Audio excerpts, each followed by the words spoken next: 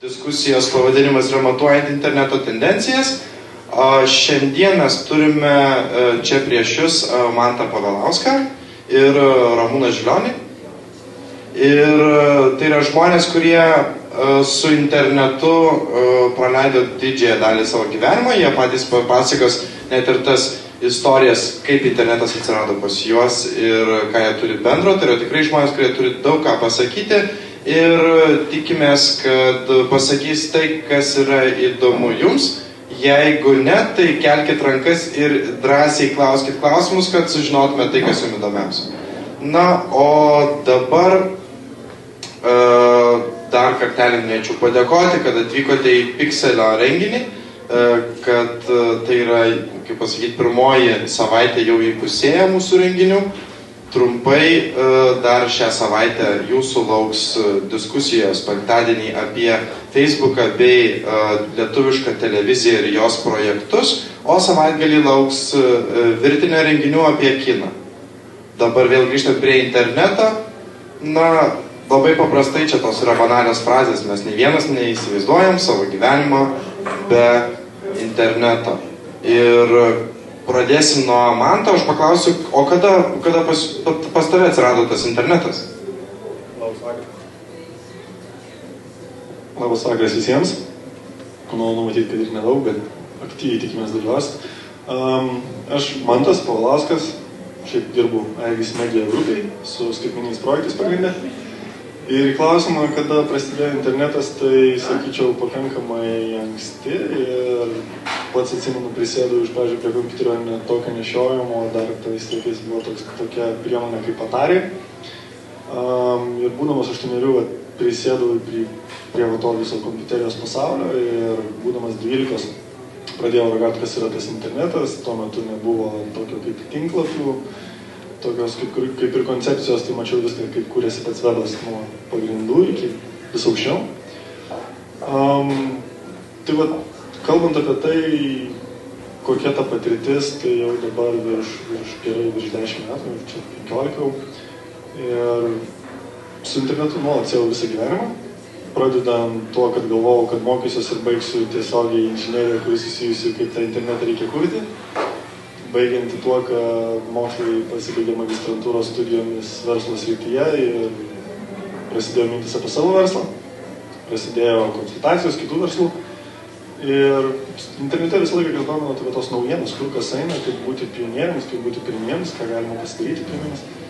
Tai aiškiai stebėjau rinką tiek Lietuvoje, tiek užsienyje, su visom tendencijom, socialinės medijos, mobiliosios medijos, grupinio bendravimo visom temom, tiek ir apsipirkimais. Tai tos patirties kaip ir tokios truputėlį yra, o šiaip gal daugiau bus klausimų iš jūsų pusės ir galėsim kažką papasakoti diskusijų metu. Kaip kalbėjom anksčiau, tai kiek žinau, pats 12 metų teko mokinti mokykloje kitus. Ir kiek žinau, tai buvo ne tik tai bendraklasiai, kaip ten buvo. Buvo toks kuriozas mokykloje, kai buvau vienas iš tų, kurie mokykloje gyvenau, užaugau iš tikrųjų provincijoje, Radviliškio miestelyje. Tai ten kompiuterio turėtojų tuo metu nebuvo tiek daug. Ir taip nutiko, kad, sako, mokytojas tuo metu ten buvo, informatikos, galima sakyti, daugiau statistikos. Sako, gal padarom būrelį ir kažką tai va tokio. Ir taip nutiko, kad mane pasikvietė ir buvo labai keista pasakoti apie tą kompiuterį, apie tą internetą, kas jis yra ir kaip jį galima pačiupinėti žmonėms, kurie yra ganėtinai vyresni už tave, man 12, jiems ten 16, ar tai yra tavo mokytojai tiesiogiai. Tai tokie kurioziški nutikimai tikrai buvo. Tas toks dalykas, kai pradedi internetą nuo anksti, tai pačiu pradžiai daug kas stebisi, bet paskui kažkaip tai nespėjai kartu su juo ir nebėra tai, kad tu esi vienas ar vienintelis, kuris ten kažką tai žino, kol esi jaunas. Tai tiesiog mačiau, kaip tas auga, kaip tas keičiasi, kai Lietuvoje pradėjom nuo to, kad nebuvo autorinių teisių, toks dalykas kaip piratinė programinė įranga koncepcija net neegzistavo. Ir iki to, kad dabar tenka pačiam nuolat eiti pas tam tikrų rinkų specialistus ir klausti, kodėl šitoje vietoje internetas tą pusę eina, bet to pusė į tą pusę eina, nes tas vystymas pakankamai didelis ir greitas.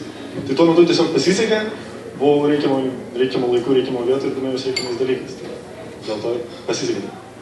Ramūnai, papasakok šiek tiek, kaip kaip ta pats internetas jau ne kaip sakyti, mūsų asmeniškų patirčių būdu, bet kaip jisai keitėsi, nuo ko jis prasidėjo. Tai jį išrado CERN'as, ar kaip ten yra, kokia ten jo istorija yra? Vienas dalykas istorija yra interneto bendrai pasaulinė, kitas dalykas istorija, kuri yra Lietuvoje. Ne? Tai Lietuvoje iš esmės mes ko nepatyrėm, ką patyrė likęs pasaulis. Tai yra dotkomo krizės 2000 metais, 2008 metais. Ir matyti, lietuviškas internetas dėl to ir skiriasi, kad taip pat kaip Lietuvoje, pavyzdžiui, nekilnojamo turto žmonės jau patyrė krizę ir dabar yra atsargus, tai lygiai tokie bus atsargus žmonės, kaip patirs krizę internetinę vėliau Lietuvoje, o po kol kas jie labai drąsus ir už tai matyti tas labai, ta prasme, įtakoja. O iš esmės internetą kūrė ne mokslininkai, kūrė žmonės. Ir pagrindinis dalykas, dėl ko atsirado internetas, tai galimybė būti nesavimi. Ir mes jau baigiam pragyvenom tą dalyką, taip vadinamą avataro amžių, kai žmonės suvokė, kad formose visur tu gali įsidėti merginos su dideliam krūtim nuotrauką ir nesvarbu, kad pats gali alaus bakalą ant pilvo pasidėti, bet vaidinti Andželiną kažkokią. Ir vienu momentu atrodė, kad ant to arkliuko galima eiti ir toliau, bet mes prisimenam prieš 4-5 metus Second Life istoriją, ne? Kai visi galvojo, kad dabar tie avatarai ims viršų ir visą kitą, kai Auditelis investavo ten 1000 litų, kad pasidaryti savo salą ir savo visą kitą, tai klausimas, kur dabar Second Life'as, kas jame lankosi, reiškiasi. Iš esmės, pagrindinis dalykas, koks internetas yra dabar, tai įvyko prieš 5-4 metus atėjus smarkiai atėjus Facebookui, kad žmonės suprato, jog būti nesavimi internete neapsimoka, nes tu gali būti kietas kovotojas, kietas komentuotojas, kietas skaitytojas, kietas kūrėjas, bet kai tu nueini į darbą, tau direktorius vis tiek spardo šikną, ne? Tai tu turi būti savimi internete, kad direktorius pagūglinę suprastų, kad tau negalima spardyti, nes tu sukuri didelę vertę. Ir Facebookas, LinkedInas, Twitteris, reiškia, padarė tai, kad žmonės tapo savimi.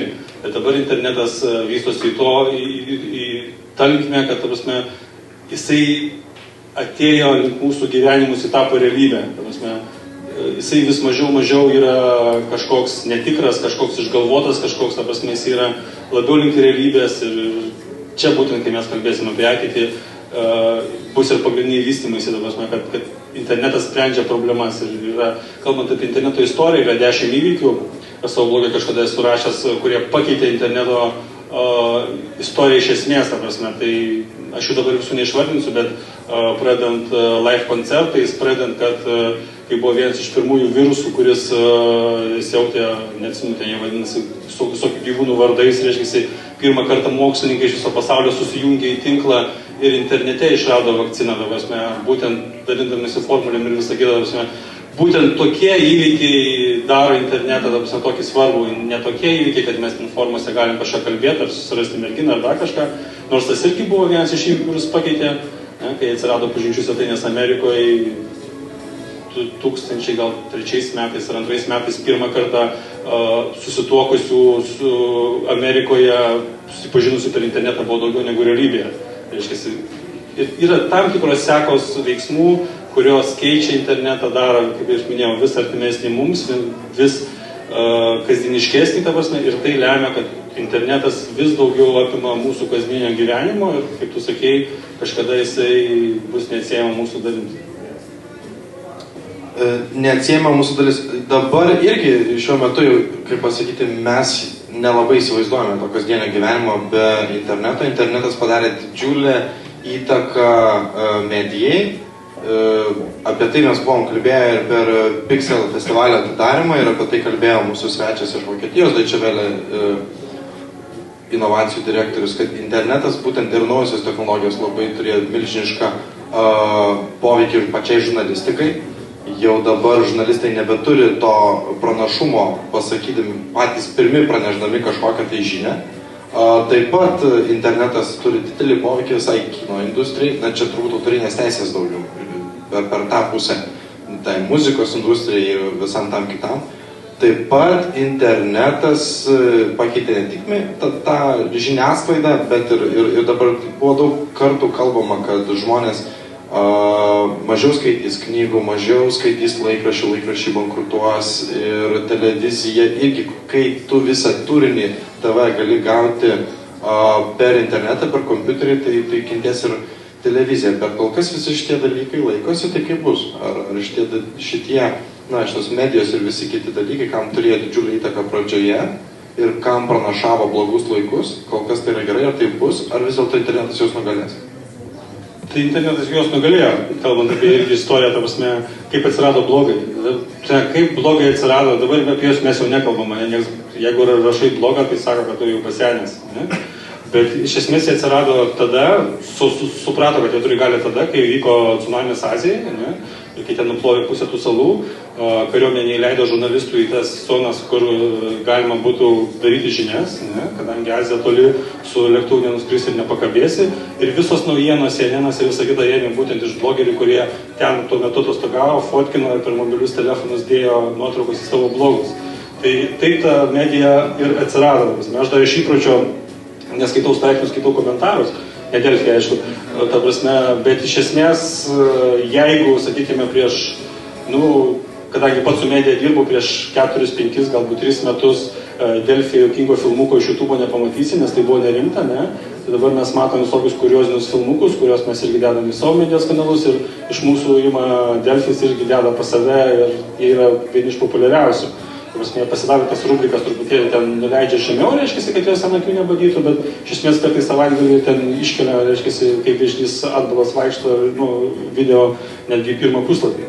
Ir iš esmės, kalbant apie internetą, tai jau dabar niekam nepaslapys, jau prieš 4-5 metus visos didžiosios medijos, New York Times ir visa kita, tie, kurie buvo kažkada popieriniai, jie pripažino, kad daugiau pajamų gauna iš interneto.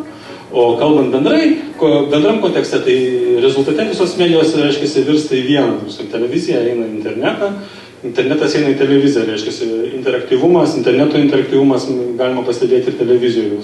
Balsuoja, skambina, kalba, taip toliau. Radija ir ta spauda, tai tokia yra kaip ir tarpinė, ne visa žmogaus juslės apimanti medija, tai tiesiog gražiai bus į tą bendrą mediją suvinioti ir ar mes tai vadinsime internetą, ar tiesiog internetas bus tiek įprastas, kad bus vadinama medija, tai čia tik tai klausimas terminų. Bet iš esmės komunikacijos greitis ir komunikacijos reiškia, formos, tos, kurios internete, tai jos apims visas medijos rūšis. Jo, pilnai paantrinsiu dėl šito dalyko, kad laikraščiai pakankamai tą pajuto staigiai ir šitas dalykas, kad jau deda turinį iš kitų svetainių, iš žmonių asmeninių kažkokių tai blogų, tai tas jaučiasi, bet pati esmė, kad medijų pats profilis pasikeitė, atsirado Twitteris, atsirado Facebookas ir dabar gaunasi, kad kaip prieš kokius gerus 30-20 metų būdavo laikraščiai, būtent tie, kas praneša naujausias žinias iš kažko, tai ko tu dar nesužinojai, dabar sako, kad Twitteris būtent praneša tas žinias, kas įvyko, o spauda būtent papasakoja, kas ir kaip įvyko. Tai turėjau tokią galimybę Norvegijoje būdamas susipažinti su Schibstedo vadovais ir jie iš tikrųjų sprendžia tą didelę problemą. Schibsted grupė yra viena didžiausių Europoje tarp spaudos ir jie sprendžia tą problemą, ką daryti su internetu. Nes sako, mes supratome interneto kaip atskirą konkurentą, atskirą mediją kanalą. Ir dabar matom, kad mūsų visi veiksmai padaryti per tų 7 metų bėgį nėra labai veiksmingi. Ir jie ieško naujų būdų kažkaip. Tai daugumą dabar jau pajamų, ką gauna iš skelbimų, o spauda naudoja kaip tokį variklį, kuriuo galėtų pritraukti vartotojus būtent į internetą. Tai aš manau, tas interneto pavadinimas, kad tai yra medija pačiomis pirmomis interneto stadijomis, tai jis buvo teisingas. Šiuo metu jis tikrai netinka. Ir aš manau, reikėtų gretinti interneto tokiais dalykais, kaip tai yra spauda, tai kad yra irgi lietuvių radijų ir televizijai. Šiaip jau visi internetą mes vartojame nuolat ir jo naudojamės ir aš šiaip pas save kažkaip viduje galvoju apie internetą ne kaip apie medijos kanalą, o daugiau apie tokią būtinybę, kurią visi naudojam kaip elektra. Tai tiesiog jau yra tiek integruota į visų mūsų gyvenimą, kad be jo pašios negalima apsėti tiek namuose, tiek darbe.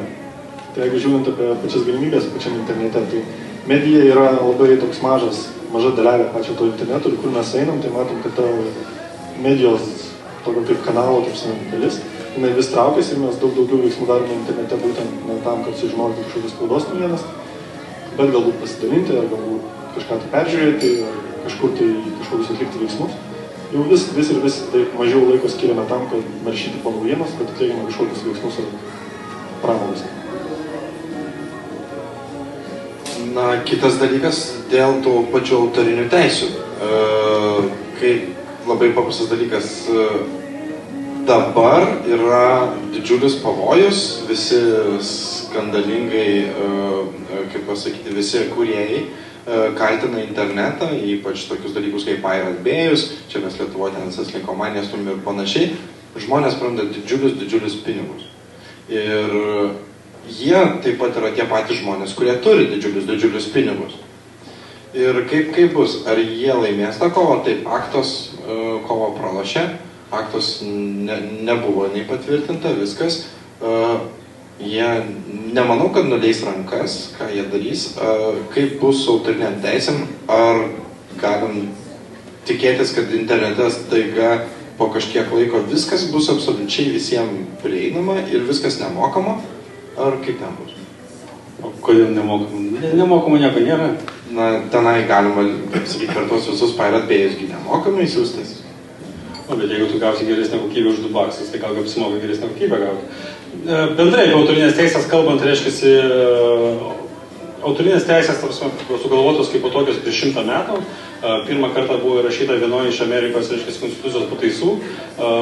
Formuluotė ten buvo, tiksliai nepasakysiu, bet tokia, kad autorinės teisės skirtos daryti progresų, reiškiasi, pagreitinti progresą, vystymas ir visa kita. Aišku, kad bus internetas po 100 metų, ten mažiau, reiškia, niekas nežinojo. Ir dabar gavosi taip, kad tai, kas buvo sugalvota prieš 100 metų, žmonės net negalvoja, kad atsiras galimybė copy-paste padaryti taip paprastai, reiškia, ir kopijuoti 1000 kopijų nepraradant kokybės. Dabar mes turime tokią situaciją, esame tokią situaciją, ne?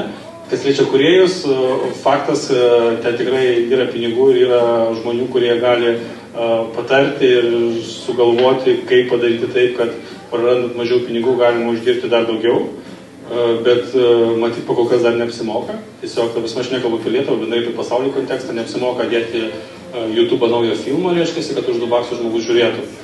Nors iš principo, žiūrint logiškai, vartotojai kur kas patogiau namuose žiūrėti pasidėjus ant lovos laptopą, negu stumdytis ir klausyti, kaip popkorną šalia valgo kaimynas ir jaudė, ne?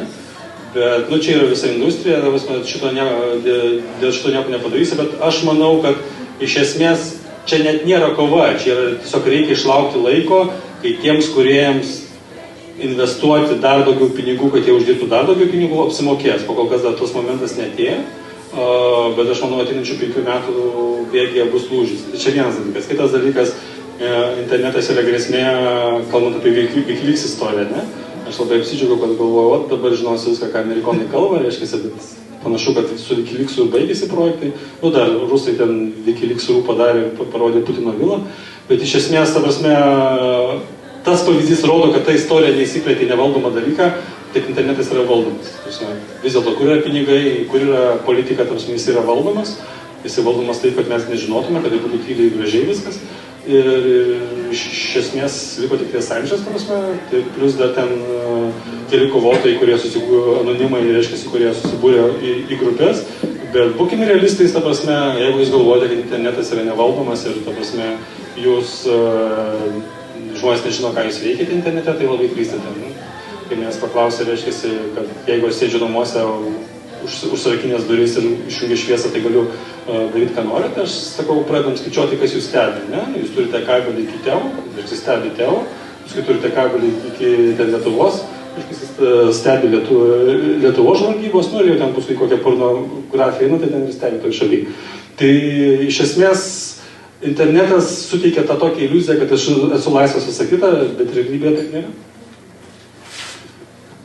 Autorinės teisės, toks dalykas kaip sukurtas, jis pakankamai yra senas, bet jisai iš tikrųjų dalis to atsiradimo priežasties buvo, kad reikia kažkaip tai ir apmokestinti tam pačiam atlikėjui, bet didžiausia problema tuo metu, leidžiant kažkokį kūrinį, būdavo jo iš tikrųjų distribucija. Šiaip tais laikais reikėdavo spausdinti fiziškai produktą ir jį pristatyti kažkam tai rankas ir jį gauti. Dabar, kai turim internetą, kur galima dauginti kopijų, kaip kolega sako, neribotą kiekį ir kokybės neprarandam, tai tas aiškiai pasirodo. Bet matom, kad ta pati tendencija keičiasi, ypatingai sparčiai keitėsi muzikoje, ir kaip dabar turime iTunesus ar Amazon MP3, kur galima dainą nusipirkti už $1 ar $2 ir kuri yra aukštos kokybės, taipogi nauji produktai tokie kaip Spotify, kur tiesiog gali klausytis muzikos tam tikrą kiekį už kažkokią abonetinį mokestį. Ir tai yra aukštos kokybės ir taip toliau. Ir patys iTunesai, sakykime, jie vargsta su dainų pardavimu vien tuo, kad galima pasisiųsti, bet jie ieško kažkokių tai nišų ir jie bando pasiūlyti tą tokią pridėtinę vertę. Kai anksčiau būdavo, kad turi nusipirkti visą kompaktinę plokštelę dėl vienos dainos, kuri tenais yra ir iš tikrųjų klausytis visas tas kitas dainas, kurios, būkim atviri ir teisingi, kad nebuvo tokios geros. Tai dabar žmonės paprasčiausiai perka vieną dainą, kurią žino, kad nenori mokėti pinigų už tas kitas. Tai iTunesai ką daro, tai jie bando pasiūlyti plėtinius tų dainų, pasiūlyti extended play, dainą su ilgesniu garso takeliu ar LP, kur yra su albumais ir taip toliau. Tai va tų visokių pridėtinių verčių ir yra galvojama ir tos autorinės teisės kaip ir čia tarsi ir žaidžia rolę. O jeigu kalbėti apie tokį praktinį supratimą, ko mes ieškome kaip muzika, tai nepatrytis vienas garso takelis ir filmas, tai be abejo, mes esame linkę ypatingai Lietuvoje iš kažkur tai gauti, ar ta pati linkomanija, ar tie patys VPRB. Bet situacija yra ta, kad pats galiu pasakyti, kad tuos kūrinius, kuriuos prisisinčiu ir klausau, visą laiką yra noras, jeigu jūs man patinka, nusipirkti ir geresnės kokybės. Dažnai ieškai geresnės kokybės, jeigu nėra, prisipažinsiu, esu ir pirkęs, ta prasme, tiesiog iš patūnės, iš iTunes ar Amazon MP3, nes tai yra pakankamai jau darosi patogu. Ir mes kaip vartotojai esame linkę daugiau imtis tų dalykų, kurie yra patogus. Ir kadangi atsiskaitimų internetu dar galvoju, kad yra pakankamai sudėtingi didžiai dalį žmonių, tai kai jie bus tokie pat supaprastinti, kaip ateimas į parduotuvę ir išsirinkimas garso takelio, paėmimas į ranką ir viskas tu kaip ir turi, tau belieka tik piniginį išsitraukti. Tai kai internete irgi bus lygiai taip pat paprasta, kad vienu paspaudimu tu klausai dainą ir už ją susimokyti, tai manau, kad mes ir patys Lietuvoje dažnai tą vartosim. Čia labai gerą užkabinot tą mintį dėl mokėjimų. Iš tiesų, daug dalykų mes perkeliam į internetą, į virtualią erdvę ir su laiku tų dalykų daugėja. Ir dabar mes vis daugiau dalykų galime atlikti savo gyvenimo perkelti vis daugiau internetą. Su mokėjimais dar ne viskas. Yra į tų idėjų, kad yra jau ir galimybės, kad tu užsisakai ten prekių, sumokė internetu ir tau atveža tenai pieno, kiaušinių, ko tik reikia. Jau tai dabar yra įmanoma. Bet tai vis dar ne tas. Į kokias gyvenimo sferas dar internetas eis ir kurias paims. Sakyti visas ateityje turbūt tai, bet artimiausiais 5 metais, kaip jisai pakeis, kaip jisai dar giliau ateis pas mus. Tai galbūt kalbėčiau apie tai, kas yra taip, už ką mes mokam kiekvieną vos ne dieną, bet tiesiog galbūt tai taip stipriai nekreipiam dėmesį. Taip, produktai jau galima, sakykime, nusipirkti iš tos e-maksimos produktus ir juos atsisiųsti, kas mano galva nėra labai patogu, turint omeny, kokia ten yra sistema. Bet iš kitos pusės žiūrint, tai yra daug kitų paslaugų, kuriomis mes naudojame, tokios paslaugos kaip viešasis transportas, mokesčių susimokėjimas ir dar kažkas tai tokio.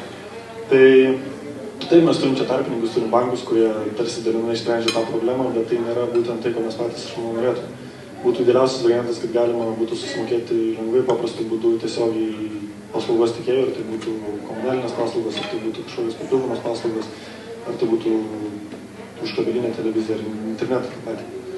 Tai, manau, Lietuvoje link to truputėlį ir judam, kad kuo daugiau, tuo labiau galėsime atsiskaitimus daryti tokiu tiesioginiu būdu ir gauti tą tokią pridėtinę vertę, kaip dabar mes susimokome per banką ir mes galime kaupti tenais savo kvitukus ir matyti, už ką kada susimokėjome, bet mes nematom kažkokios tai pridėtinės vertės, sakykime, kaip sąskaitų užklotinė ir kur mes tiksliai ką prašnekėjome, ką bando, sakykime, operatoriai pasiekti, taipogi skirstomieji tinklai. Tai manau, kad link to judam, atsiras ir tokie dalykai kaip pasiūlomi paketai. Tai, ką dabar mums siūlo, minėdami GSM operatoriai, nervina su savo pokalbis, kad jūs galbūt pervykite Tele2 ar ten jau Ditelė ar Vite. Tai manau, tą patį pajusime, kai atsiras keli šilumos tiekėjai, keli elektros tiekėjai, kai jie irgi bandys konkuruoti būtent ant to pasiūlymo, kad yra patogiau. Nes mes, kaip vartotojas, iš tikrųjų esam linkę daryti viską, kiek galima trumpiau, kiek galima mažiau ir ieškoti tokių patogių sprendimų, kaip galima greičiau viską atlikti. O kalbant šiaip bendrai apie atsiskaitimus, tai neperseniausiai prieš kelias savaitės konferencijoje viešai išėjusi banko rinkodaros vadovas ir pasakė, kad jie jaučia tiesioginę konkurenciją su tokiais atsiskaitimais, kurių jie anksčiau net negalvojo, kad gali būti konkurentai, tokie kaip MokyPay, kaip PayPalas, kaip tokie visokie lengvi atsiskaitimai. Ir taipogi jie su tokiu nerimu žiūri tai, kas ateina, kad bus galima mokėjimus atlikti telefonu. Tai žiūrint iš tos pusės, ką Lietuvoje galima būtų tikėtis greituoju metu, tai kad tikėjai neužilgo poros metų ar 5 metų bėgyje pasiūlys paslaugas tiesiogiai, bus galima atsiskaityti tiesiogiai su jais. O per bankai nebetaps toksai didelis žaidėjas arba jie turės ieškoti naujų būdų, naujų paslaugų, kurias gali pasiūlyti, kad galėtų tiesiogiai konkuruoti su patogesniais atsiskaitimo būdais. Kaip minėjau, tokiais kaip PayPal ar tiesiogiai mokėjimas MokyPay telefonu. Prieš kelis metus buvo konferencija, kur japonai pristatė, kaip jie atsiskaitinėja internetu. Tai jiems niekada nereikia įvesti jokių PayPalų, nieko, jie turi USB tokius daikčiukus, reiškia, kur yra kortelė, jie prideda, tiesiog viskas susigeneruoja. Esmė yra ta, kad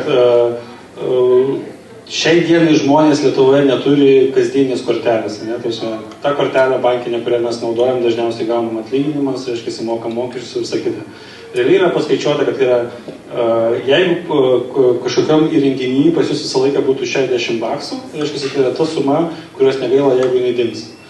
Ta prasme, bet to užtenka, kad jūs pastoviai galėtumėte už kažką atsiskaityti. Ta prasme, dažniausiai pirkiniai, ta prasme, nestambus kasdieniai pirkiniai 60 baksų daugiau nekainuoja. Reiškia, jūs juos išleidžiate, ten iš karto vėl pasipildyti. Tai esmė, kad turėtų ateiti į Lietuvą tokie renginiai, kad, ta prasme, jūs turite tas korteles, ar tai bus telefone tiesiog integruota per apps, ar dar kažkur visi, kur jums nereikės kiekvieną kartą pirkant smulkmenų suvedinėti savo su kodu ir taip toliau. Va, tai yra čia vienas dalykas. Kitas dalykas, mes turim pasauliniam kontekste debesyje, ne, ta prasme, viskas kraustosi į debesis.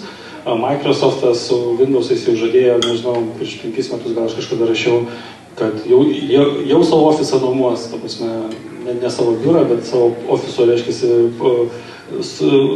programinę įrangą. Ir jie kažkodėl vis dėlsia, gal turi labai tam akivaizdžių priežasčių uždirbti dar daugiau.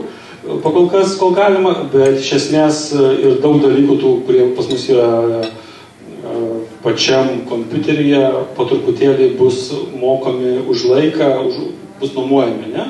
Mes dabar, jeigu norim pasiredaguoti nuotraukų kokybiškai, turim parsisiųsti Photoshopą iš linkomanijos, nulaužti ir visą kitą, aš naudoju 3 kartus per metus, man nereikia. Tai, ta prasme, jeigu aš turėčiau tokį įrenginį, kur tiesiog duodu jam žinutę ir jis man nuskaito už tos 3 kartus per metus man $1,5 bakso, tai man per akis. O Adobe per visus milijonus vartotojų, kurie naudoja tą produktą, gautų tikrai labai solidžias sumas. Tai iš esmės tie visi mokėjimai bus lygiai taip pat, kai mes prie kasos kiekvieną kartą suėdam susimokam iš piniginės ištraukiam pinigus, tai lygiai taip pat ir bus internete, kad tu ateini, spaudi pirkti, cookies ar tiesiog į patį kompą bus įrašyti tavo duomenys, kur automatiškai jos nuskaito. Jeigu kažkas įvys ir nuskaitys, ta prasme, iš tavęs plauks už 60 baksų, to bus netaip gaila, negu dabar įsirautų į sąskaitą, kur tu gauni atlyginimą. O įdomu, Vadėmiai, taip klausimų auditorijai, kiek iš jūsų žinot apie MokyPay, gal galima rankas pakelti? Aha, o kiek iš jūsų esame kartą pasinaudoję MokyPay? Ačiū. Tai gal išdavė pirmą kaimyną. Na, MokyPay tai lietuviškas projektas, tokių projektų taip pat yra visame pasaulyje pradedama daryti vis daugiau ir daugiau, bet kiek girdėjau, šitoje visoje rinkoje atsiskaitimuose pirmauja Kenija su mobiliųjų atsiskaitimų projektu. Ar girdėjot kažką tai apie tai? Kiek aš žinau, tai jie dabar patentuoja kaip tik savo mokėjimų sistemą. Ir viskas yra daroma mobiliaja žinute, atsiskaitimai vyksta per mobilių operatorių ir na, tai irgi pagreitina tą visą dalyką. Tiesiog ateini, sumaigai SMS žinutę ir tu pasiėmė prekę ir viskas labai paprasta. Lietuva tai ateis? Tai čia lietuviai padarė. Iš tikrųjų, ta prasme, kas susijęs su Barclay, ta prasme, žinote, kad yra daug lietuvių programuotojų, iš esmės dabar iš visų skyrių, visus, džiavininkus ir visą kitą jungiant šito projekto ir didžioji dalis kodo ir bugų bus lietuviškai. Tai tas yra, o ta prasme, kodėl Kenija ir kodėl tas ateina, ta prasme, tai lygiai taip pat, kad kodėl, pavyzdžiui, Amerika atsiskaito dar visi rašytiniais čekiais, o pas mus ne. Tai kad mes tą vystymosi etapą tiesiog prašokome, lygiai taip pat prašoko Kenija, ten bankinės korteles ir visą kitą, pas juos dabar tai yra nauja ir tu gali įvesti lengviau inovaciją, ne? Čia pas mus Lietuvoje reikės atpratinti, kad naudotų seną sistemą ir pripratinti prie naujos sistemos, Kenijai to nereikia. Jie atėjo iš žingų, ta prasme, iš karto gavo galutinį produktą ir visą kitą. Kalbant apie tą produktą, ką dabar kuria Barclays ir patentuoja, tai iš esmės, jeigu taip paprastai sakant, va dabar mes sėdėm čia, kalbam ir visą kitą, mums visiems atneša bendrą sąskaitą, ne? Aš sakau, sumoka Petras, mano yra 2,50 litai, reiškia, aš jam nusiunčiu žinutę su skaičiu 2,50 litai ir jo sąskaita įkrenta iš manęs 2,50 litai. Tai sistema iš esmės yra tokia, kad tu labai greitai gali tai daryti. Plius, aišku, atsiranda QR kodai, reiškia, ir kiti dalykai, kur... Bet vėl, mes kalbam apie tą saugų limitą, kad tu jau gali manipuliuoti kur kas laisviau, nes rizika yra mažesnė. O kaip dar, kur dar internetas eis? Artimiausiais 5 metais. Mokėjimai puiku, autorinės teisės irgi, kaip supratau, turbūt pajudės į visų gėrį bendrą, o kur dar keisis? Šiaip jau ilgą laiką šnekame ir Lietuvoje apie mediciną, apie visokias integracijas valdžios portaluose. Tai jeigu taip žiūrim ne Lietuvos, o globaliu mastu, tai matom tiesioginį judėjimą link ten, turint omeny, kad patys medikai pradeda vis ne Lietuvos. Pradeda Amerikoje dažnai naudoti aplikacijas arba produktus, kurie yra tiesiogiai susijęti su jų ar mobiliais telefonais ir planšetėmis, kad galėtų tiesiogiai stebėti žmogaus ten fizinius variklius. Tai aš manau, kad tokios paslaugos, kurias mes naudojame dažnai ir dėl kurių mums reikia apsilankyti kažkur tai labai trumpam, kur nebūtinas kažkoks tai veiksmas ar kažkokia paslaugos operacija, kuri turi būti atlikta, o tai būtų kažkas tai panašaus kaip konsultacijos, tai šitas jau pasaulyje pakankamai stipriai vyksta ir to galima ir Lietuvoje surasti. Tai jeigu kalbant apie tokius dalykus, kad reikia nueiti kažkur tai prisiregistruoti, balsuoti artėjančiuose rinkimuose, ar atlikti kažkokias kitokias paslaugas, kur reikia pačiam fiziškai ateiti ir tiesiog padėti parašą, ar išklausyti kažkieno tai nuomonę, tai manau, kad šita vieta tikrai tokia kaip veikla išnyks ir mes ją žiūrėsim kaip labai keistą ir neįprastą 10 ar 20 metų bėgiai. Ir daugiau tokių atsiras paslaugų, kad tu turėsi asmeninį gydytoją, kuris tau paskambina ir pasiteirauja iš tikrųjų, kaip tu gyveni, nes jam jo kaip ir pridėtinė vertė ir dėl ko būtent mes jį naudojame. Nes dabar gaunasi, kad mes irgi ateinam į gydymo įstaigas ir mes perkam plokštelę, mes perkam būtent gydymo įstaigą ir iš jos kažkokią paslaugą. Kai tuo tarpu mes ieškome specialistų ir, būkim, pripažinkim teisingai, kad patys gydytojai tai yra tai, kas sukuria tą pačią vertę ligoninei. Tai mes ieškosim būtent tų gydytojų, kurie yra kvalifikuoti ir gydytojai turės konkuruoti dėl tų kvalifikacijų ir kaip jis tavimi rūpinasi. Tai žiūrint tą patį ir iš kitų pusių, ir iš valdžios, ir iš visos kitos paslaugų sferos, tai matau ryškią tendenciją judėti tenais. Ir matome vis daugiau naujesnių produktų, tokių kaip siuvyklos internete, matome kaip kažkokios paslaugos, kurios atrodo reikalinga būtinai ateiti apsilankyti. Bet ne, yra randami sprendimai, kaip galima pasidaryti, kaip galima tą atlikti, kai yra globalūs siuvėjai, kur tarsi tau pasiūlo kostiumą ant tavęs. Jie tau atsiunčia ir dar tau atsiunčia čekį nueiti pas vietinį kažkokį siuvėją, pasitaisyti taip kaip tau ir tarsi tu gauni tą pačią paslaugą, bet viską pirkai iš jų. Tai toks kaip ir viena tendencija, kurią matau judant.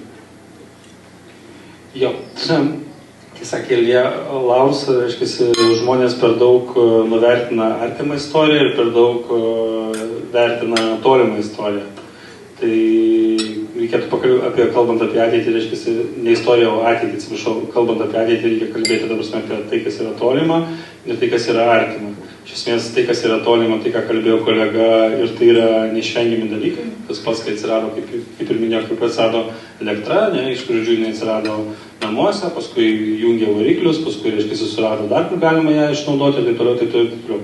Taip pat su internetu to proceso mes nesustabdysime visą kitą. Kalbant apie artimą, reiškia, vystymąsi interneto, mes turime tokią dabar situaciją, kad jisai yra šiek tiek vystymosi sustojęs.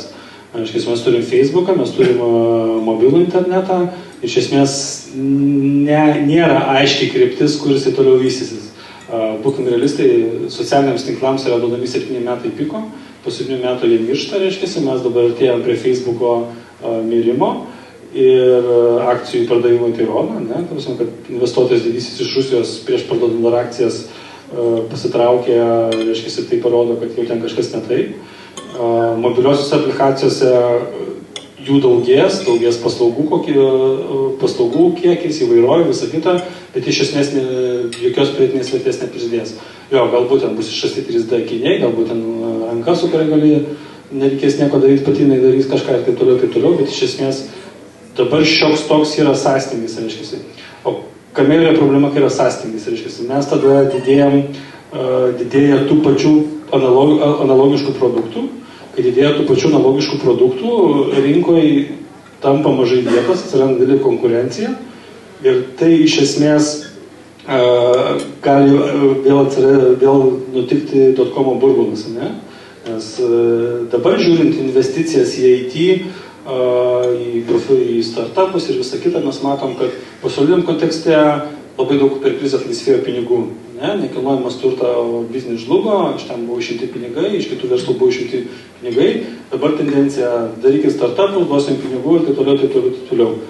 Bet ta taurė jau beveik perpildyta ir netolimoje ateityje galbūt netoks didelis, kai buvo 2000 metais, bet iš esmės artėja .com burbulas, kuris iškristalizuos, kas yra vertinga ir tas, kas yra vertinga, liks, ne? Liko ten, Google tuo metu ten daug nebuvo, bet liko ebėjus, liko pagrindiniai žaidėjai rinkos, kurie išgyveno, ta prasme, tai čia irgi jie liks, bet iš esmės tos masės daug produktų, kurie klausimas, ar tikrai sukuria tą vertę, dėl ko tau apsimoka žaisti, reiškiasi, savo siuvėją, paskui pasiimti ir kostiumą ir vėl eiti pasiuvėją, kad tau taisytų, ta prasme, ar tai nėra daugiau, ta prasme, dėl to, kad yra kitaip ir įdomu, o ne dėl to, kad tau yra naudinga. Nes tu gali nueiti pasiuvėją, kuris tau siuva 20 metų ir jisai tau pasiūs be jokių pataisymų iš karto. Tai va dabar mes esame ant tos ribos, kai ta taurė pildosi ir klausimas, kada jinai sprogs ir kokia forma jinai sprogs, ar tai bus būtent Facebookas su visišku krachu, ar tai bus kažkas kitas. Pixel festivalio išvakarėse spalio 4 dieną Facebookas pasiekė 1 milijardą. Kaip tik šiuo metu yra ten tie žemėlapiai, kur Facebooko vartotojai, tai Kinija ten yra tamsi masė, Rusija tamsi masė ten nenaudoja, Indija ir tai ne visoji, Azija tokia yra apmirusi, Afrika irgi nelabai ten yra imli tam Facebook'ui, kas ant Facebook'e, Azija turbūt stipriausiai yra Indonezija. Tai kaip jis ten žlugs, jeigu dar turi kur plėstis? Kaip čia tas krachas įsikti? Aš tai, pavyzdžiui, prie Facebooko praleidžiu faktiškai 10 valandų per dieną. Įsijungtas pas mane būna. Aš tikiuosi, tu vandon kautų neištryniai. Iš tikrųjų, esmė yra ta, kai mes paklausom apie klausimą, aš sakau, elektroninio pašto adresų irgi daugėja. Formų pasaulio irgi daugėja. Formų, kur žmonės ten diskutuoja visą kitą. Internete yra labai gaji inercija, ne? Ir daug žmonių daro veiksmus iš inercijos, nes jų draugai daro ir visą kitą ir taip toliau. Bet iš esmės, kiekvienas projektas, ypatingai socialinis projektas, reiškiasi, jisai turi savo tą susižavėjimo kreivę, kuri šauna, reiškiasi, į viršų, turi tokį nusivylimą, kritimą ir paskui jisai arba tolygiai leidžiasi, arba tolygiai kyla.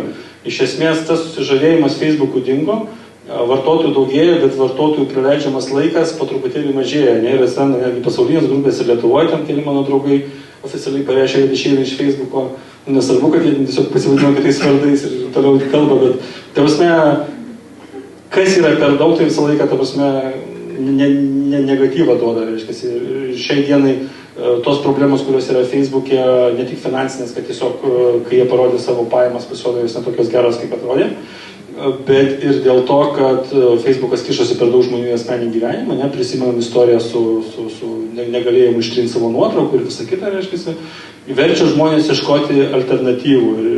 Ir tie judėjimai visą laiką jie banguoja, klausimus, ant kurios bangos Facebookas paslys.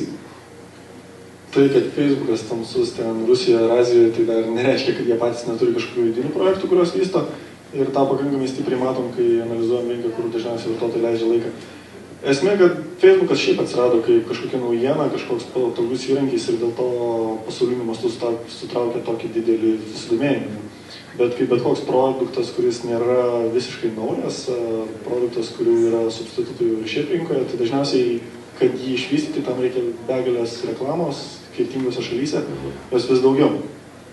Tai, kad Facebookas galėtų plėstis į tą pačią Kiniją, į tą pačią Rusiją, tai gali ir, sakykime, kaip Kinijoje jisai yra šiek tiek draudžiamas, o Rusijoje ne, tai tas kaip ir rodo aiškiai, tai kodėl jie nėra Rusijoje, tai čia būtent tas ir ateina, kad jie turi substitutinių produktų, kurie yra lygiai tiek pat geri ir jų rinkoje tiesiog patogesni pagal jų istoriją, pagal tai, kaip jie vartoja, kaip jie užaugo su tuo internetu.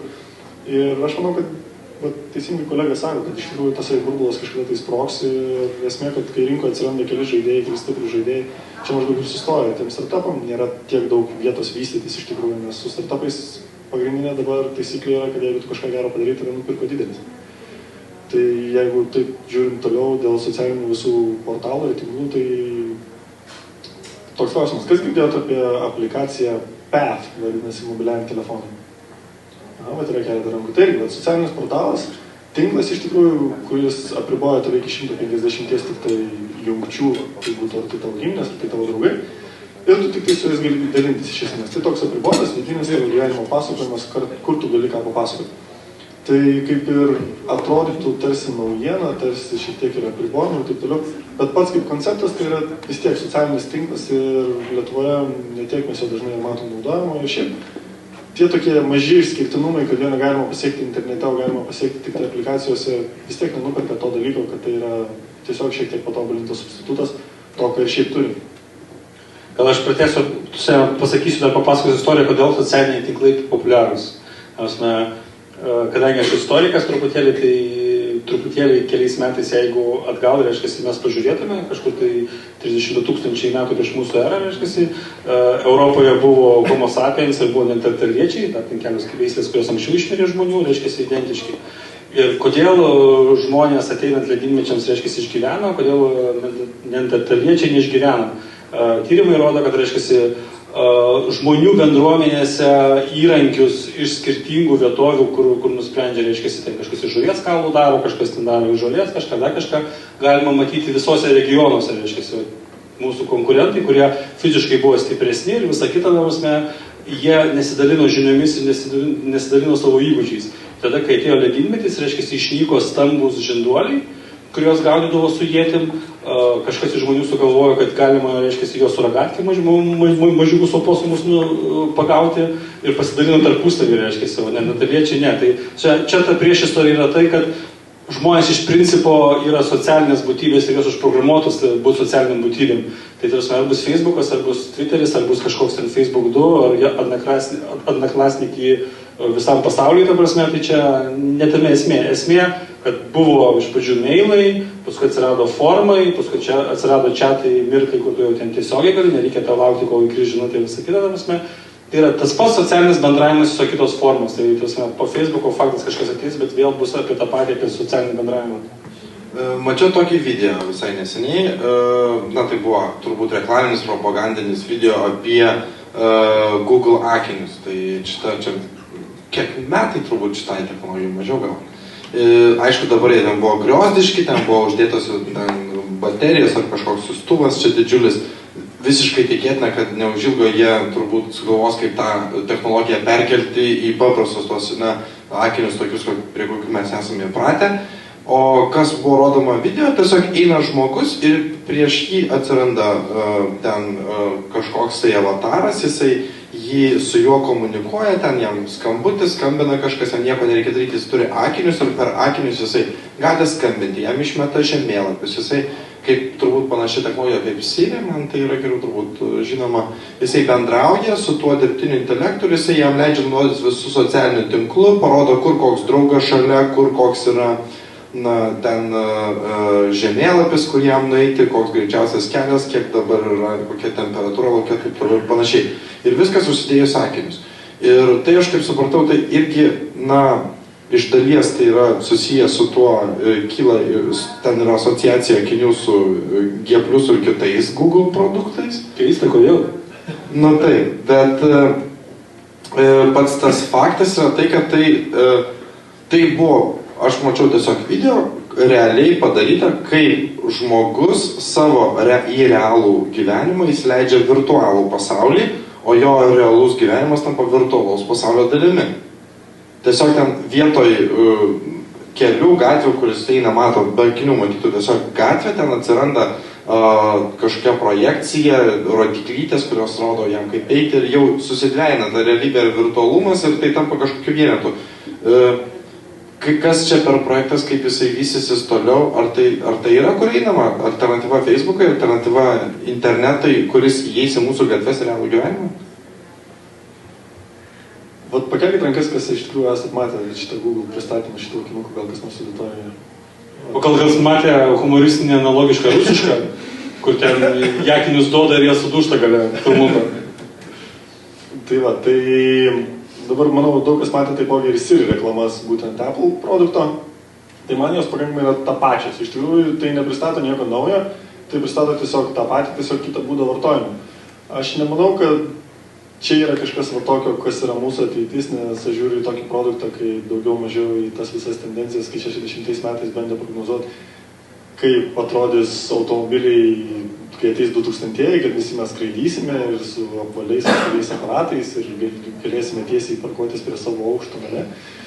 Tai iš esmės tai yra tokios koncepcijos, kurios galbūt yra gražios, kurias galima parodyti, tai ką galima pasiekti su dabartiniam technologijom ar dabartinių technologijų žiniomis, bet tai nėra tai, ko galima tikėtis kaip realaus produkto, kuris bus.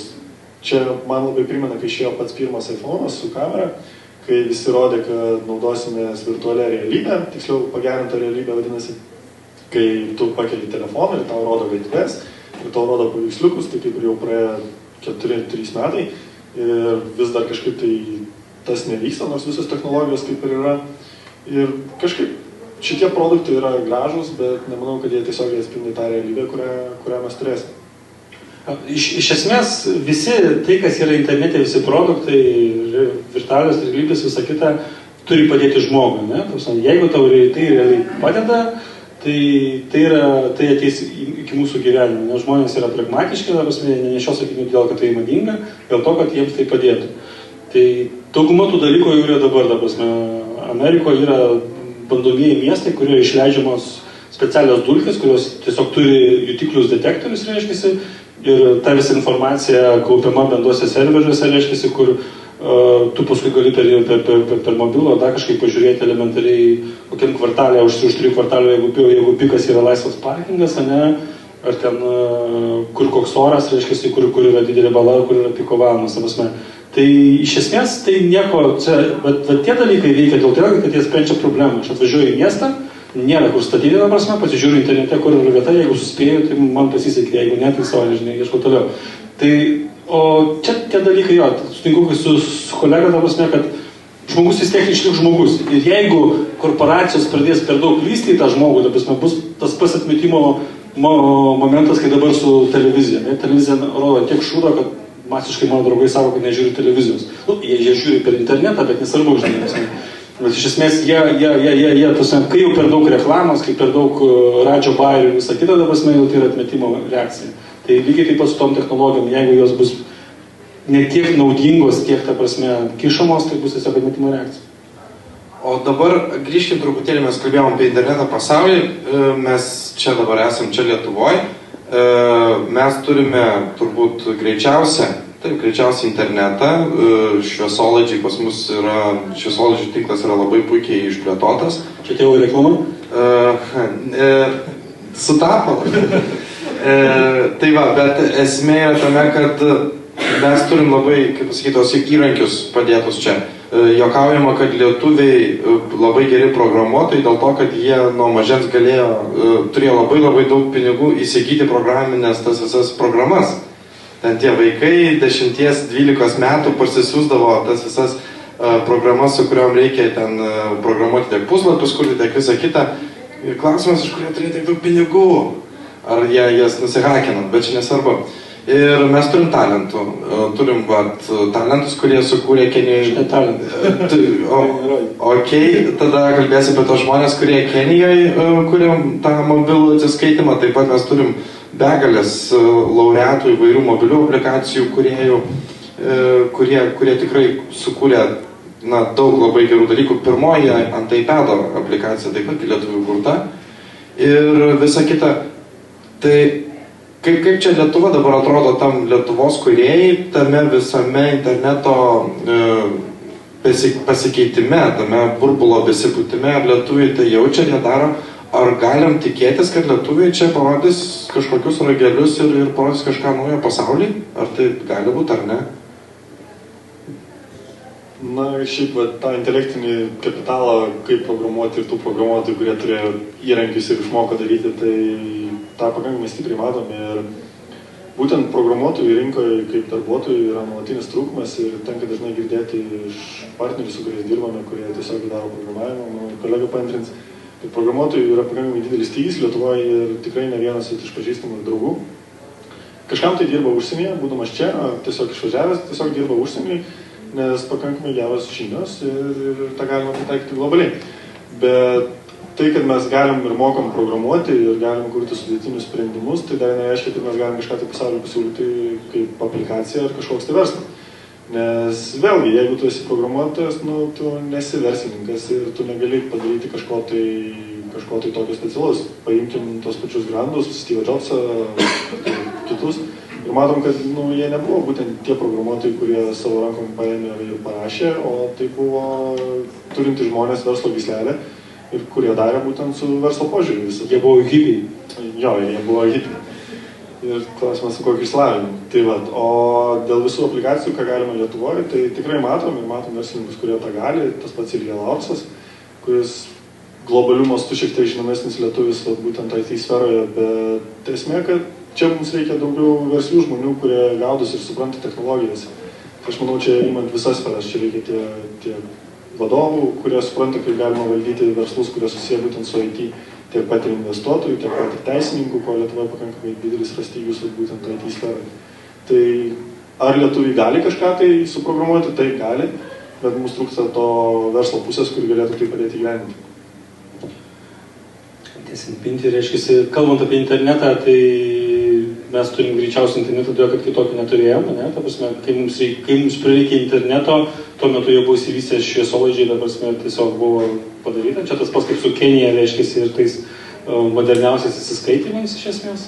Dėl to, kad kenams reikia, bet tiesiog jie dabar nieko neturi ir jiems patogiausia tai paimti, kas yra. Šiaip bendrai, kadangi, ta prasme, dirbu ilgai toj rinkoje ir dirbu vadovaujantį darbą ir bendrauju su programuotojais ir su daug žmonių, kurie daro verslus ir visą kitą, didžiausia Lietuvos problema, reiškia, yra globalaus mąstymo nebuvimas. Vis dėlto mes esam provincija, reiškia, ir mes esam užaugę kaip provincialai. Ok, internetas ten atskleidžia mums galimybės, bet mes nesuvokiam kartais elementarių fizikos internete dėsnių, reiškia, kaip tą galima padaryti, kam pristatyti visą kitą. Aš pats nesuvokiu tų dalykų, nes jeigu suvokčiau, tai iš Amerikos su jumis kalbėčiau. Bet iš esmės, va čia yra didžiausia problema, reiškia, galvose ir ypatingai, kai aš kalbuosi, reiškia, su žmonėmis, kurie dirba Barclay, reiškia, jie ateina ten dirbti ir ten yra ta UK sistema, kur tu turi pats už save kovoti, pats save reprezentuoti, reiškia, pats padaryti, pats sugalvoti, pats padaryti ir pats paskui pristatyti. Tai čia lietuvių išmanimas, prasme, pavyzdys, jie yra puikūs vykdytojai, ne? Jie turi užduotį, jie gerai sprendžia, bet, prasme, jie nesugalvoja patys tos užduoties, dažniausiai, prasme. Ir greičiausiai netolimoje ateityje mes vyksim puikūs vykdytojai, aišku, tokie peliukai kaip Ilja, Pixelmatorius, reiškia, dar keli projektai, jie bus ir tai bus mūsų pasididžiavimas, ne? Lygiai taip pat, kai mūsų vyrų krepšinio rinktinė tokie vietinai daužimtų, tai, ta prasme, jie ir bus, ta prasme, bet iš esmės, jeigu mes galvojam, kad mes esame kažko ypatingi, tai tiesiog, kad mes nesigilinam, nežinom, kokie išradimai yra Prancūzijoje, Belgijoje, Švedijoje ar UK, nekalbu apie Ameriką.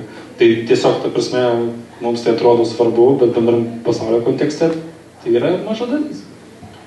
Paantrinsiu būtent tai, kad globalumo mums mąstymą iškiek trūksta, tai tikrai. Ir kiek teko dalyvauti visokiuose startup renginiuose, kurie vyko toliau už Lietuvos ribų, tiek Estijoje, tiek Norvegijoje, tiek Vokietijoje. Tai su kuo susidūriau, tai kad jie mąsto truputėlį kitaip negu mes. Mes mąstom, kaip galima kažką sukurti ir pakviesti tai tavo draugus, tavo miesto gyventojus ar viso šalies. Bet dauguma mąsto truputėlį kitaip, jie mąsto, kaip galiu kažką sukurti ir parduoti, ir jie žiūri žemėlapį ir bando kažkaip pirštų nurodyti vietą, į kurią būtų galima tiesiogiai taikytis, nes ten labiausiai šito produkto reikia. Ir jie žiūri kitaip, jie nežiūri taip, kaip, sakykime, mūsų dauguma startupų, kad reikia sukurti kažką tai visiškai naują. Jie žiūri, kaip galima kažką sukurti tokio, kas būtų naudinga, nesvarbu, ar tai yra nauja ar ne, ar tai būtų tiesiog patobulinimas kažko kito, jie žiūri į tai, kas būtų žmogui reikalinga. Tai žiūrint iš tos pusės, tai pasakysiu, kad jeigu žinot, kas galvoja apie elektroninę prekybą ar aplikacijos kūrimą ar verslo kūrimą, tai būkit tie patariamasis balsas ir sakykit, kad mąstytų globaliu mastu ir pardavinėtų ne tik Lietuvoje. Na, galbūt iš auditorijos galėtumėm sulaukti kokių nors klausimų ar pastebėjimų, komentarų. Aš turėčiau vieną. Aš skanus maistas buvo. Labai skanus, ačiū. Čia ne man čia. Kavinė. Aš pat norėčiau paprieštarauti kolegą, kuris ką tik šnekėjo, mes būtent iš Barclays, o jūs kelis kartus jau minėjo, tai norėjau tiesiog pažymėti, kad turbūt kaip ir nemaža dalis žmonių sudarė labai blogą įvaizdį apie Barclays, taip yra žmonių, kurie ten daro tokį gana vykdomą darbą ir panašiai, bet yra didelė dalis žmonių, kurie prisideda prie tų pasaulinių projektų ir turi savo balsą ir įtakoja. Jūs taip pat prieš tai minėjom tą projektą, kur prie staliuko, tarkim, atsiskaito vienas žmogus ir vienas kitam perveda. Yra grupelė lietuvių, kurie labai svariai prisidėjo prie šito projekto ir iki šiol prisideda. Tai tiesiog norėjau tokį komentarą pasakyti, pastebėjimą. Jo, bet jums nebuvo kultūrinis šokas, kai jūs ten Barclay nueinate ir paskui ten porai savaičių jūs išveža į UK. Reiškiasi, UK žmogus sako, kad jo, aš tau padėsiu, to prasme, tu mano draugas ir visą kitą, bet kai paklausiu jo pagalbos, sako, I'm sorry, busy, dabar ir nieko negaunu. Aš kalbėjau apie tą dalyką, kad smarkiai kiti kultūriniai skirtumai, ta prasme. Ir mes tokie naivūs ir nuoširdūs, ir už tai aš Lietuvoje esu, ta prasme. Ir aš pats daug bendrauju su užsienio klientais, ir ten nėra kitaip. Ir skirtingose šalyse labai skirtingai. Jeigu, pavyzdžiui, tu su vokiečiu gali susitarti prie staliuko dėl, reiškia, sutarties su 100 000, sukirsti rankom ir todėl nieko daugiau nereikia, tai su švedu dėl kiekvieno 1000 turi 3 sutartis pasirašyti, nes nežinia, ar gausiai. Dideliai yra skirtumai, bet bendras tendencijas internete ne mūsų kultūra kuria, ne? Kuria vis dėlto didžiosios valstybės ir didžiosios kultūros. Tai aš apie tą turėjau galvoje. Supratau, gal ne taip, supratau, bet tiesiog taip norėjau pataisyti ir taip. Viskas su jais gerai, dauguma jų yra gerai, bet tie kultūriniai skirtumai ir dabar, aš nežinau, tiksliai nenoriu kalbėti už jūs, bet žinau, kad sklinda ganai, kad nemažai žmonių iš Barclay išeina, bet dėl to, kad tai jiems yra svetima, ta sistema, ta kultūra. Aš nesakau, tai yra blogai, tai yra gerai. Ir jeigu Barclays yra toks kietas bankas, matyt, tai veikia, bet vieni pritampa, ir pradeda keliauti ir daro projektus ir visą kitą, bet yra nemaža dalis, kurie dabar, pavyzdžiui, perina į naują įkūrimą SEBO centrą, reiškiasi, kuriems ten švediška kultūra yra kur kas artimesnė ir paprastesnė, tas kietumas, tas užgarantumas, negu tas plėšimasis, kuris yra UK ir Amerika iš esmės. Prisimenu, kad kalbėjot apie tai, kad štai mūsų programuotojai jie gali programuoti, bet jiem trūksta vadybos teisės ir visų kitų žinių.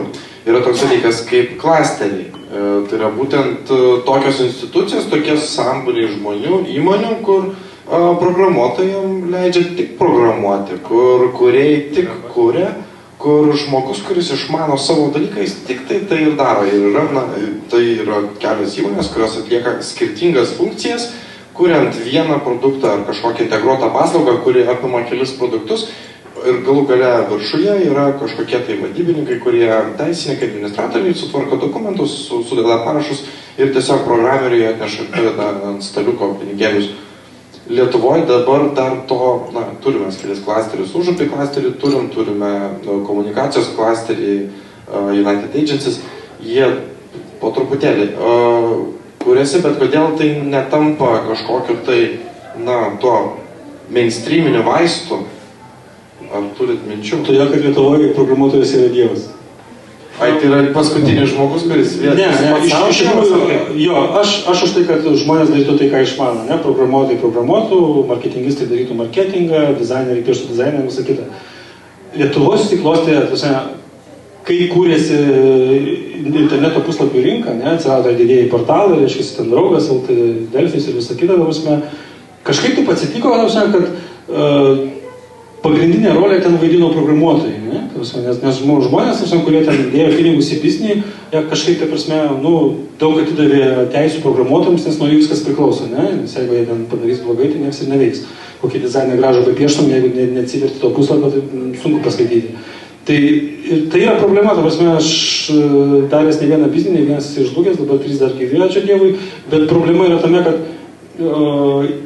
programuotojai Lietuvoje kažkodėl galvoja, kad jie yra kur kas svaresni negu iš tikrųjų. Iš tikrųjų, verslą turi daryti verslininkas, marketingistas ir taip toliau, bet, pavyzdžiui, kai ateini su programuotoju ir sakai, tu turi produktą suprogramavęs, ten kažkokį pažinčių puslapį kažkada čia prieš 7-9 metus, reiškia, aš kalbėjau su vienu, sakau, aš ten turiu tiek pinigų, turiu žinių apie marketingą, visą kitą, mes jį galim prisukti, tuo metu dar galėjom ten Draugas LT įkasti ir visą kitą, žinai. Jo, gerai sako, bet aš noriu 60% akcijų. Kodėl? Todėl, kad aš tai sukūriu. Tai klausimas, žinai, ar tu sukūri ir turi tą dalyką pats savo fainas, apie tą produktą aš daugiau negirdėjau, ar tu vis dėlto pasiliekė savo 10%, bet tai uždirba milijonus ir tu gali daugiau. Tai šito mąstymo pas programuotojus, aš neabsoliutinu, visokiausių yra ir yra gerų pavyzdžių, bet kas nuo karto išlenda tokie dalykai.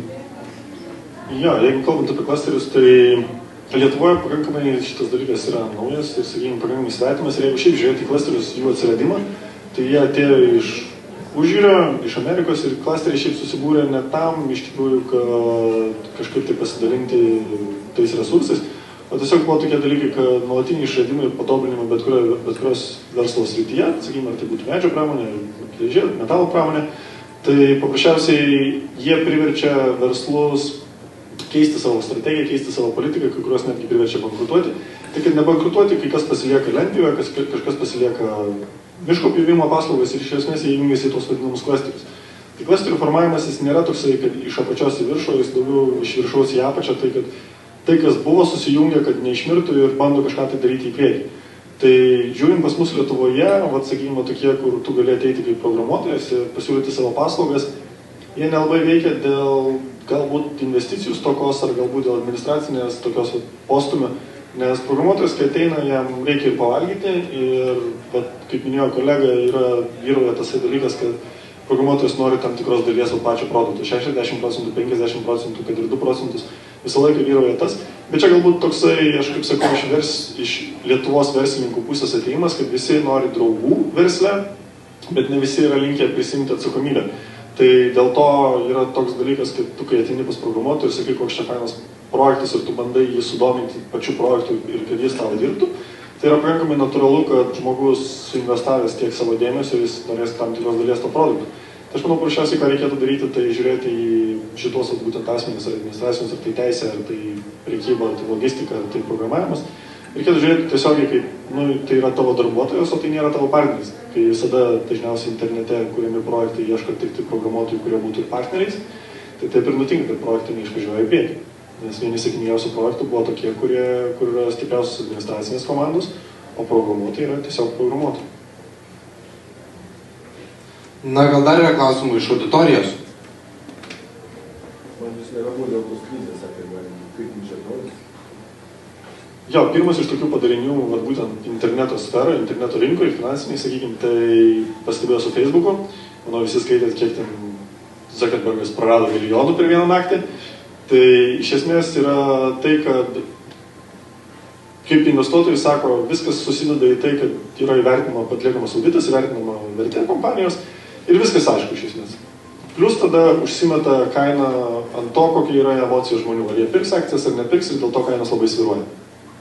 Su interneto projektais yra ta tendencija, kad juos anksčiau buvo labai sunku įvertinti ir dėl to dažnai visi investuodavo, nes tikėdavosi didesnės grąžos. Nes buvo nepasitikėjimas, dabar kai matom, kad tokie projektai yra pakankamai sėkmingi, susidarė tas, kad kainos yra pervertintas ir tas burbulas toliau tęsis. Ir iš tos situacijos, kad prieš pardavimą yra sukuriama tokia, sakykime, meilė būtent produktui ar verslo kažkuriam, tai prikviečia daug investuotojų, yra suinvestuojami dideli pinigai, o paskui, kaip aš sakau, dažniausiai projektai išėję į viešąją prekybą, truputį apmerdė. Ir tas pats Facebookas, tarsi, jeigu kas nors vartojate Facebooką prieš 1,5 metų, tikriausiai atsimenate, kaip nervindavo, kad kas 3 mėnesius viskas pasikeičia, reikia mokintis iš naujo, tai dabar to praktiškai nėra. Tai būtent dėl to ir yra, kad tas vystymasis yra greitas iki pardavimo, o pardavimo jau ateina kiti interesai, negerą produktą pagaminti, o akcininkams grąžinti tą turtą investuoti. Tai ta krizė kaip ir yra, pirmi požymiai yra dėl to, kad tai yra pervertinama ir yra noras kažkaip tai mažiau nuvertinti, mažesnis yra investuotojų dėmesys būtent kažkokiems tai projektams. Ir dėl to dauguma tokių projektų dvėjoja dėl ėjimo į atvirą rinką, tokia kaip LinkedInas, kad būtų viešai prekiaujama, ir Pinterest, sakykime, ir taip toliau.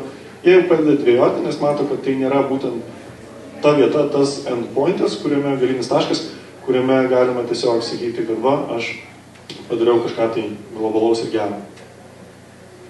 Jo, tai kalbant apie krizę, tai jūs jos nepajausit. Prasme, tikrai nebus taip, kad įvėsi Facebook ir tau išmes helio ir paprašys susimokėti, prasme, taip nebus. Čia krizė, kalbant apie iš ekonominės pusės, ką minėjau, kad dabar ypatingai startupus ir visur kitur Lietuvoje mes tą jaučiam, kiek daug startupų, reiškia, ateina investicijos, jūs tik darykit. Paskui ten pasiskaičiavo, kad 1000 tokių padaro, reiškia, iš 1000 vienas atsiperka ir atperka visus. Nes rinkoje labai gerai kotiruojasi, jisai, ta prasme, vienas fondas investuoja, jie ten kažką padaro, kitas fondas investuoja, gaunasi tokia savotiška finansinė piramidė. Tai, o šiaip tiesiog pamažės puslapių pasaulyje ir viskas, tai bus geriau, greičiau vartysis internetas. Dar klausimų?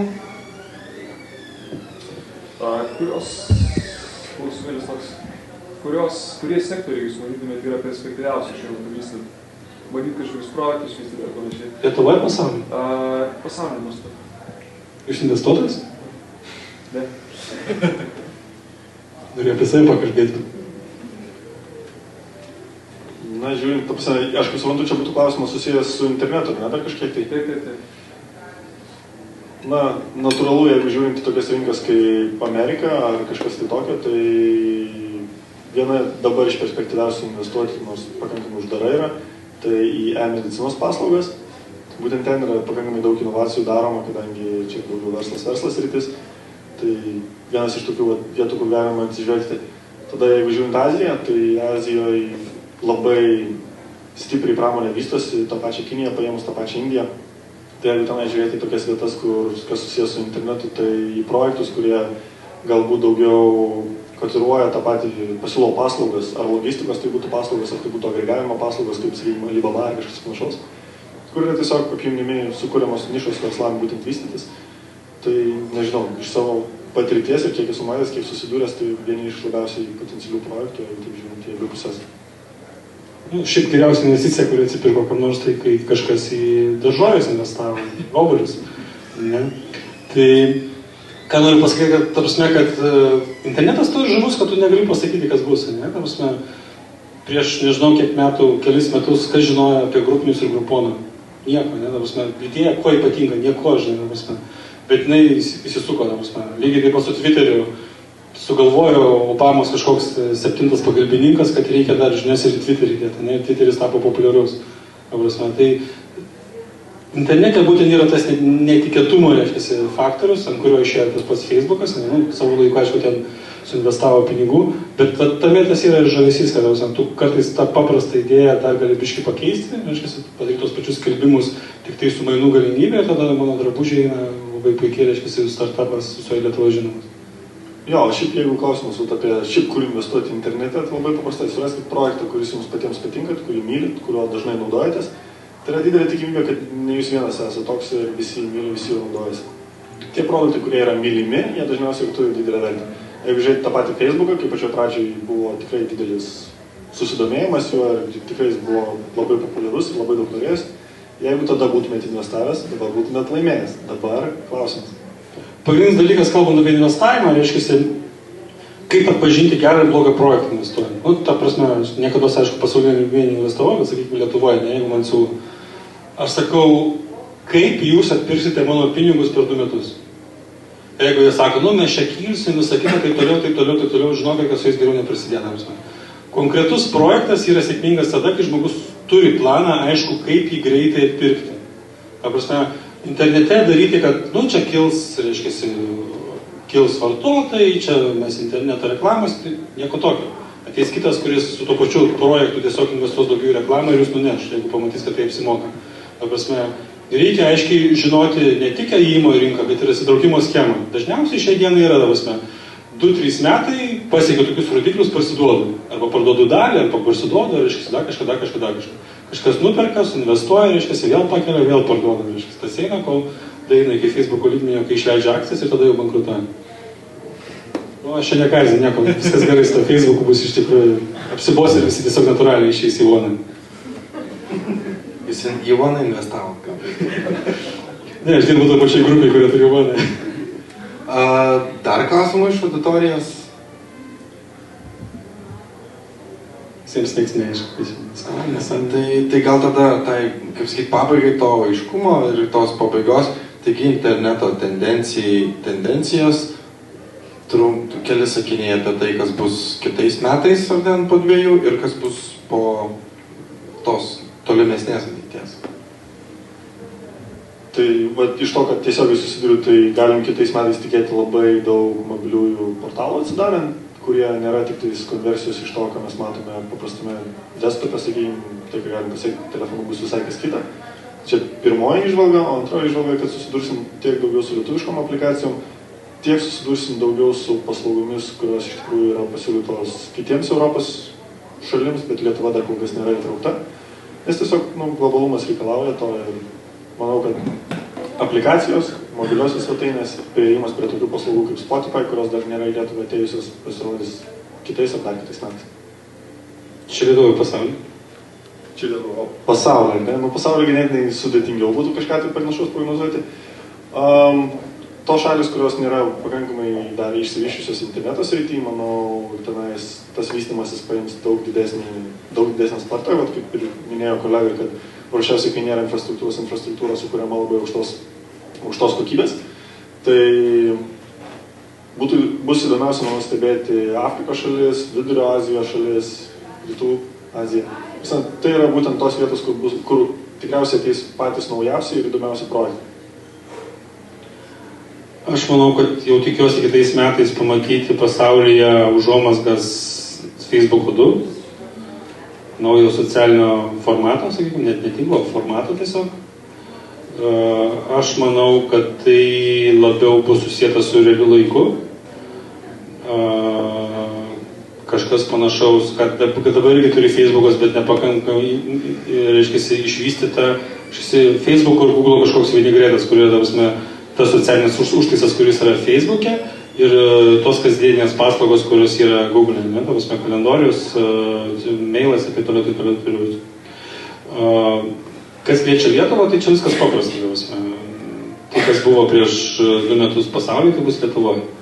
Jokauju, iš tikrųjų, Lietuva turi problemą, kalbant apie marketingą ypatingai, kadangi aš su to dirbu, gali sugalvoti puikiai idėją, viskas remiasi į vartotojus, kiek yra vartotojų, kiek vartotojų įdomi ta paslauga.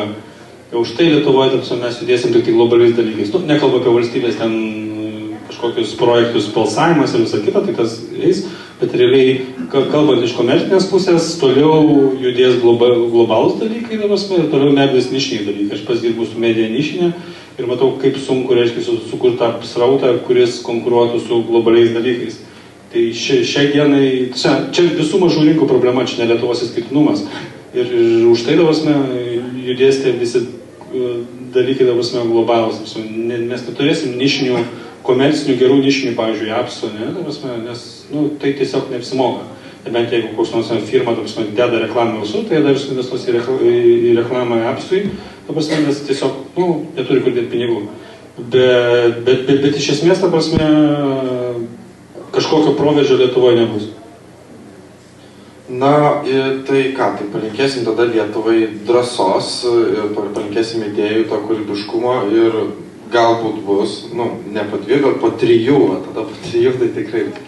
O aš jums labai dėkoju, kad atvykot, kad pasiklausėt, taip pat kviečiam lankytis Pixel Fest svetainėje, žiūrėti apie sekančius renginius, apie kitus ateinančius renginius. Šią diskusiją galima bus pamatyti internete, apie tai informuosime, kur jinai bus įdėta Facebook'o Pixel Fest grupėje. Na ir ten pamatysite nuorodas ir jeigu ši diskusija jums patiko, tikiu, kad pasidalinsite su kolegoms, kurie šiandien neatvyko ir šitos idėjos, kurios šiandien nuskambėjo, jos pasieks didelę auditoriją ir manau, kad visi pasiruošim tiek boomams, tiek burbulų sprogimams, tiek pasiruošim naujom tendencijom. Taigi ačiū labai ir iki pasimatymo kitose Pixel renginiuose.